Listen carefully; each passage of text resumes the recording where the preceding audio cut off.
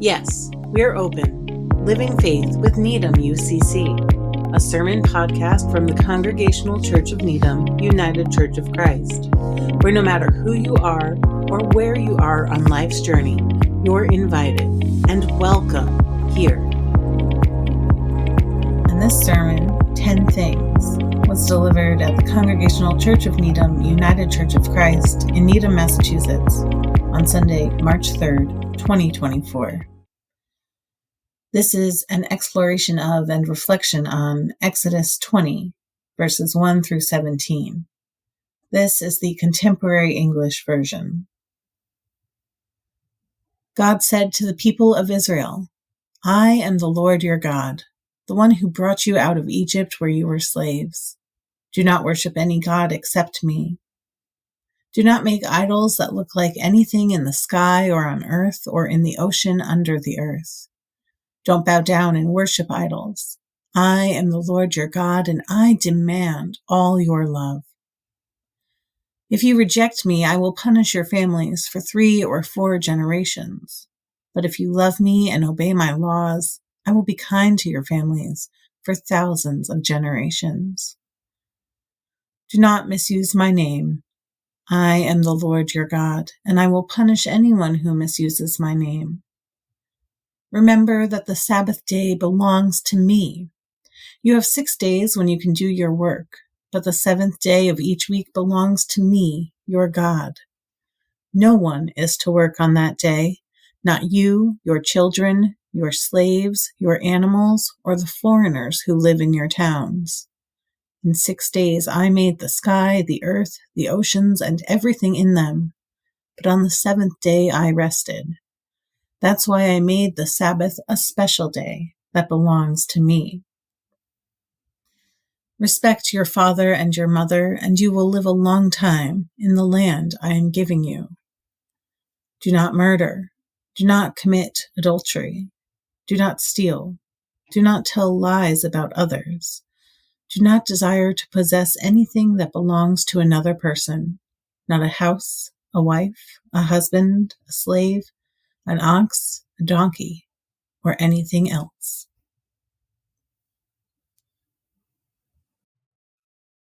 May the words of my mouth and the meditations of all of our hearts be pleasing to you, O God, our mighty rock and our Redeemer.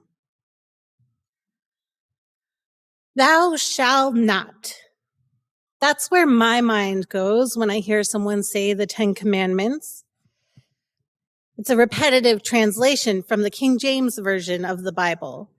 Thou shalt not bear false witness. Thou shalt not covet. And despite never actually belonging to a community that used the KJV, this phrasing still managed to make its way into my lexicon. And for a long time, the phrasing of this version shaped my understanding of this as a little list of rules, the bare minimum of things to do that qualify someone as a good person. It would have been nice if there were only 10, except in reality, these are just 10 of 613 commandments given to the Israelites at Mount Sinai. Well, Reverend Maddie, Jesus gave us a new commandment. Do we really have to even think about all of these? The answer is yes, we do. Because Jesus was not opposed to the Mosaic Code, the laws in the books of Moses. He was an interpreter of it. Jesus looked at the laws, at the lives of the people around him, at the structures and institutions of his time, and the issues of justice and ethics and kindness. And he wove his understanding of these laws and his faith in God's goodness and mercy together with everything else. So whether he's talking about the greatest commandment or charging us with a 614th new commandment, Jesus is doing all of that in the context of those 613 laws that already exist. So while in our faith tradition, we don't particularly follow this set of commandments in full, it's important that we know that these books of law are where Jesus was rooted, that they're not in opposition to the gospel, that they inform it. But for today, we'll focus on those first 10, because even though I tend to preach on the shorter side, I know that I could not fit 613 in an hour's service. And the first 10 really are all about relationship to God and to each other. So I've been thinking about rules this week, spoken and unspoken. And I was reminded of a story that the Reverend Stacy Swain, a UCC minister who served for many years just over in Waban at the Union Church, had shared. Reverend Stacy was in the middle of her sermon when a latecomer arrived, walking in through a door at the front of the sanctuary. Now, their sanctuary has these big doors on the front pulpit side, and they are heavy and loud. They really need a slow close hinge or something. Anyway, the person who had arrived was Harriet, or at least that's the name that Stacy gives when she retells the story. Harriet was a woman who had been coming to Union Church for several months, and she lived on very little income and was sometimes homeless. Stacy describes what happened next.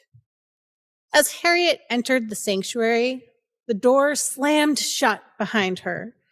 Several people glanced in her direction. She crossed the front of the sanctuary and was about to head down the center aisle to take a pew. Then the table caught her eye. Switching up her trajectory, she drew close to the table and began helping herself to the bread. She ate one piece and then another and another. I was still preaching, but the attention in the sanctuary had clearly shifted to Harriet. I felt everyone watching her and wondering what to do. After a couple of more minutes at the table, Harriet filled both of her hands with bread and made her way about halfway down the center aisle and slipped into a pew. I felt the congregation relax. I was almost finished with the sermon, but then Harriet was up again.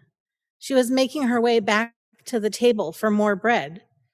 At this point, one of our deacons, Brenda, slipped out of her pew and walked unhurriedly up to the table.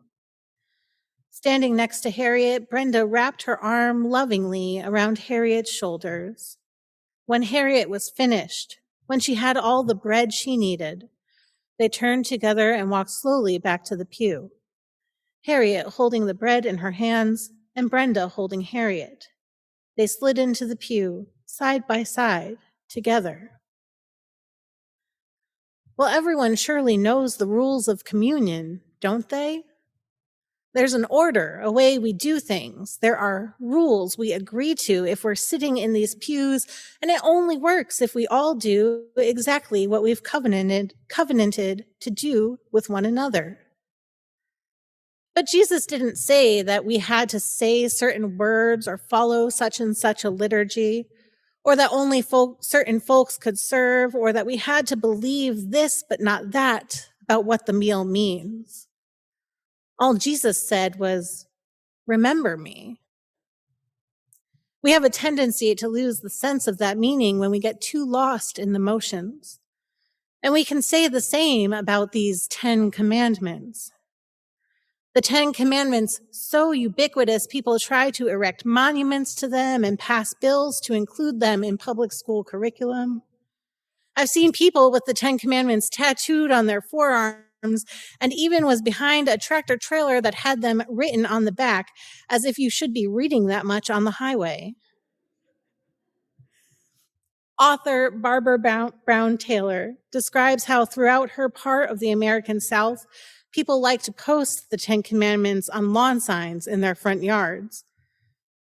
She suggests that every lawn sign facing the street should be turned around to face the house's occupants, so that the commandments become less of a pious demonstration and more of a daily guide to faithful living, as they were intended.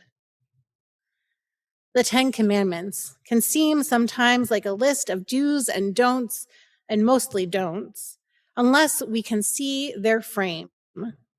It's not just a rule book, it's a covenant between God and God's people. God says, "I am the Lord, your God, who brought you out of Egypt, out of slavery. I am the God of rainbows who promised never again to destroy the earth. I am the Lord, your God, gracious and merciful, slow to anger and abounding in steadfast love. So if God's love is what all of these laws rest upon, then these are the laws of love and liberation.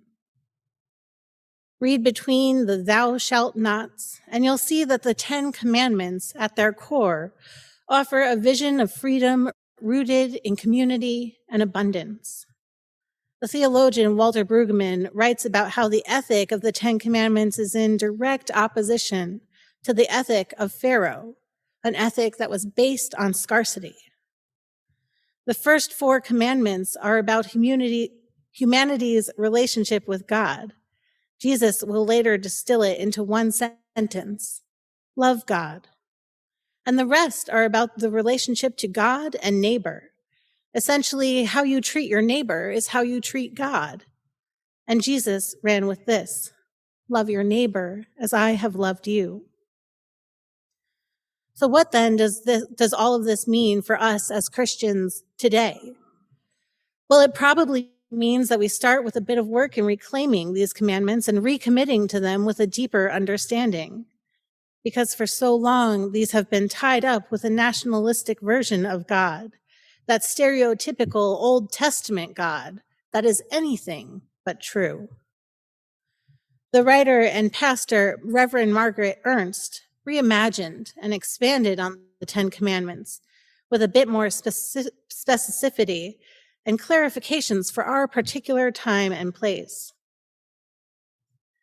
Reverend Ernst writes the 10 Commandments this way: And God said all these words, I am the Lord your God. I took you out of the land of Egypt, out of that prison house. That means I freed you from incarceration and from working for the benefit of others without fair pay. You are to have no other gods but me. That means you are to have no other gods but the God of liberating love. You shall not make for yourself an idol in the form of anything. You are not to make idols of money or nations or a flag, not of institutions, and not even church. Not convenience, not your career, not whiteness or maleness, and not of abusive power. You are not to make wrongful use of the name of the Lord your God. You are not to use God's name for colonization or conquest or war, for slavery or sexism or homophobia. Whoever takes the Lord's name on their lips for an evil purpose such as these will be judged a sinner by the Lord. Remember the Sabbath day and keep it holy. That means on 6 days do all your work for the flourishing of people, of yourself and all people, but at least 1 day a week the whole community rests. Everyone, including people living and working in your country without documentation. No one should work 2 to 3 jobs, 7 days a week to simply survive. God wants creation to thrive, and to thrive, people and the planet need rest. Honor your mother or father, or give honor to where you came from, to the people that formed you, so that your life may be long on the earth, which is sacred and precious. Do not murder. Do not murder children in schools. Do not murder by investing in war. Do not murder people for selling untaxed cigarettes or for a broken taillight or for simply being Black. Do not murder gay people or trans people. Do not outsource your murder to others. Do not commit adultery. This means do not intentionally break your commitments to anyone that you love. Do not steal. Do not take the property of your neighbor or displace people from neighborhoods or invade others' lands or invest on the backs of others. Do not give false testimony of your neighbor. That means do not call your neighbor anything except what they are, a child of God, a unique gift to this universe who can never be replaced. Do not tell or believe in lies that say other people are worth any less. Do not covet. Remember, you already have everything you need. How we frame the 10 Commandments matters. It's not just a list of rules, it's the essential tethers of our community of faith. It's the covenant God's people make with each other and with God. The thou shalt nots are not really so much about what we won't do, but what we will do instead.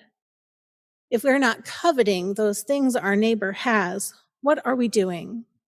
We're cultivating gratitude for what we do have. We're sharing our resources. We're working together so that all of creation can thrive. And this covenant behavior, this living in right relationship with one another, is not just a Sunday morning exercise in godliness. It's a playbook for how we live in the world. It's still necessary and helps us to be caring, compassionate people in our families and communities. So when the Pharisees asked Jesus what he thought was the most important commandment, what he thought the most important commandment was, it's not that these big 10 didn't matter. It's that Jesus summed them up with the Reader's Digest version. You shall love the Lord your God with all your heart and with all your soul and with all your mind. This is the greatest and first commandment. And a second is like it. You shall love your neighbor as yourself. On these two commandments hang all the law and the prophets.